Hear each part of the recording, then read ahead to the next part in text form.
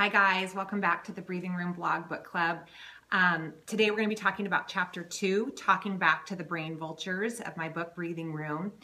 Last week we started the book club on September 1st talking about the prelude. You can go back on my blog and watch the video that I did there and also read kind of the introduction to the whole book. And then last Friday I posted about Chapter 1, Confessing to the Trees, and talked about this idea of reaching a point in our lives where we realize something is not working. And I feel like this is a very profound concept. It's sort of simple in some ways, but very profound in practice when we allow ourselves the space to sit down and say, okay, something is not working. And I gave the example of like cleaning out the art drawers in our kitchen that had become an absolute disaster. And I was working around these art drawers all the time and realized how much time and energy I was spending dealing with them. When what I needed to do was confront the reality that it wasn't working, the situation I had going. And sometimes it's the contents of our drawers, but what's far more consequential is when it's the contents of our souls or this life that we have constructed and somehow it's not working.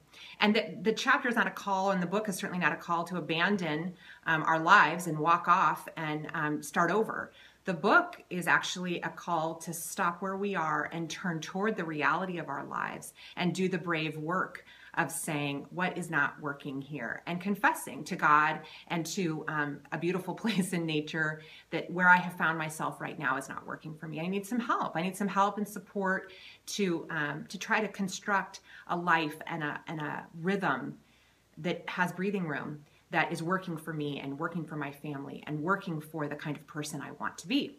So that's what we talked about last week. And today we're going to kind of continue in the same vein of where do we find the breath? Where do we find the space? Where do we find the breathing room? Another huge concept for me is talking back to the brain vultures. The brain vultures are what I have termed these critics in our heads. We all understand these toxic voices that are in our minds that are feeding us lies. I love what Dr. Seuss said in his book, Oh, the Places You'll Go. And you know, I always say this, it's like, it's a children's book, right? But as I'm reading this book to my children, I'm like getting so choked up. They're looking at me like, Mom, are you okay? And I feel like I'm about to sob every time I read that book because it's so tender. And the themes in it are actually so appropriate for me and for adults. I mean, go back and read that book and you will be choked up, I promise you. One of the lines that he writes in that book is, I'm afraid that sometimes you'll play lonely games too, games you can't win because you'll play against you.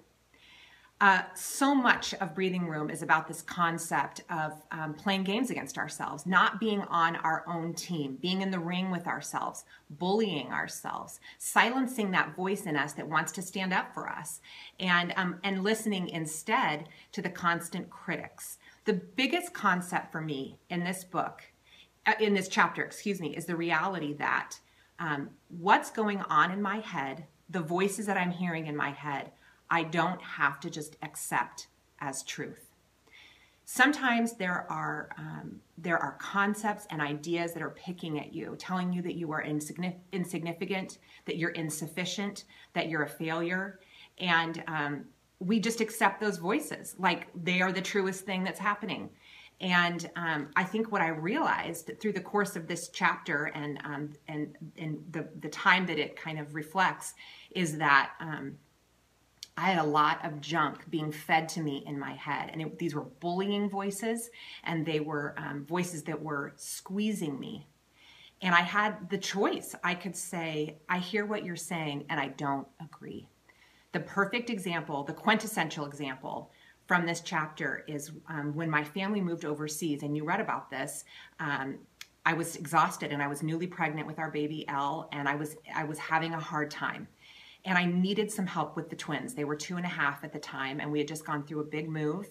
And my husband, Steve, had to go over to the Middle East before we did, so we had done this move without him, and we had traveled without him. And I was exhausted, frankly, and I was mad at myself for being exhausted. I assumed that was an indication of my failing and my insufficiency as a mother. And so we get there, and I'm kind of carrying all that, and I know I need help with the twins. And so I put them in the childcare on base when we got there. And I hated myself for it. and I punished myself for it, and I bullied myself for it. And what I did is I let every voice that came into my head during that time that said, oh, how sad for you that you're not able to take care of your own children. What does that feel like to be such a failure as a mother? And I just bought those lines hook, line, and sinker.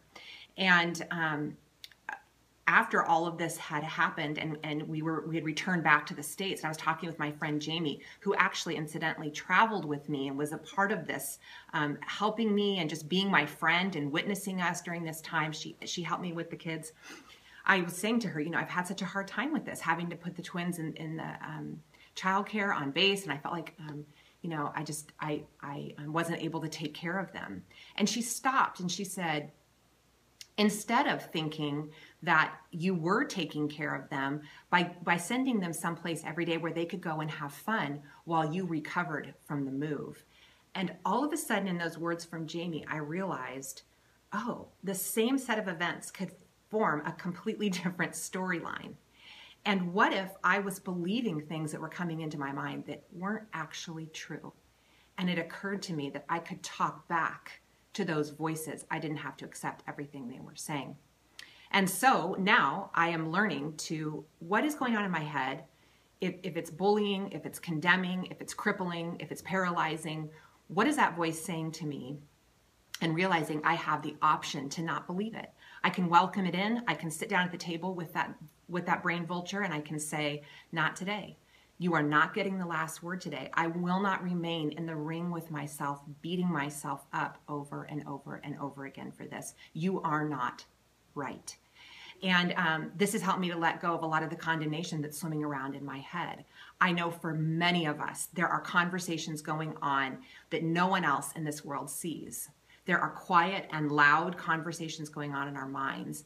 And so I hope that you can start this practice of saying, yes, there are going to be toxic thoughts going through my head. Yes, the brain vultures are going to win some days. But as much as I'm able, I'm going to talk back to them. And I'm going to say, yes, I am a mom who needs support. I'm a person who needs support and help. I'm also a soulful person and a strong person. And like we talked about last week, both of those things can coexist. One does not outweigh the other. Those brain vultures want to scream in absolutes and tell you that if you are not the epitome of strength, then you are weak. And we're both, right? We're both. And so we need to live into that more and not allow them to convince us that if we're not doing things perfectly, then we're failing. I hope that somehow walks with you into your day today and into the rest of the week. And I'll see you later this week for a discussion on our next chapter. Bye.